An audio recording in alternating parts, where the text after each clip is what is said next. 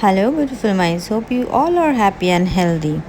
মহানায়ক আমাদের বাংলা সিনেমার খুব খুব খুব নামকরা মহানায়ক। আর এই মহানায়ক পদবিটা কিন্তু আমার মনে হয় সব অভিনেতারা পায় না।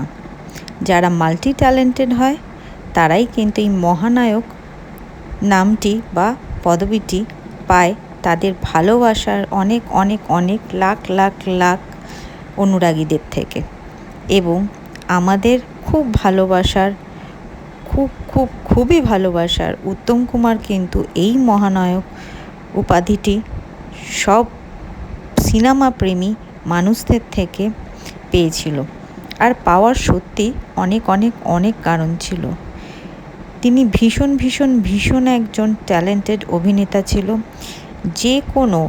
যে কোনো পার্ট যদি করতে হতো বা যে কোনো রোল যদি করতে হতো, সেটা হিরো হোক বা অন আ নেগেটিভ নোট হোক, উনি কিন্তু ইকুয়ালি ঠিক ততটাই সুন্দরভাবে সেটা ফুটিয়ে তুলতেন অ্যাজ ইফ ওনার জন্যই ওই ক্যারেক্টারটা বানানো হয়েছে।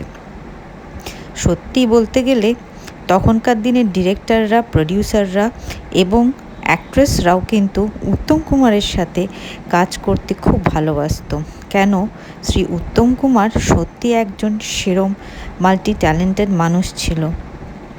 এবং শুধু মাল্টি ট্যালেন্টেডই বলবো না, ওনার এই মিক্সড ব্যাগ অফ এক্সপেরিমেন্ট কিন্তু একটা অভিনব জায়গায় ওনাকে সব অভিনেতাদের থেকে আলাদা করে দিয়েছিল।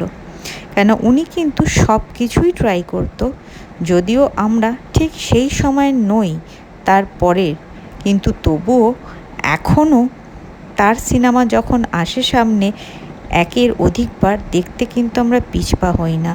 হ্যাটস অফ উত্তম কুমারকে।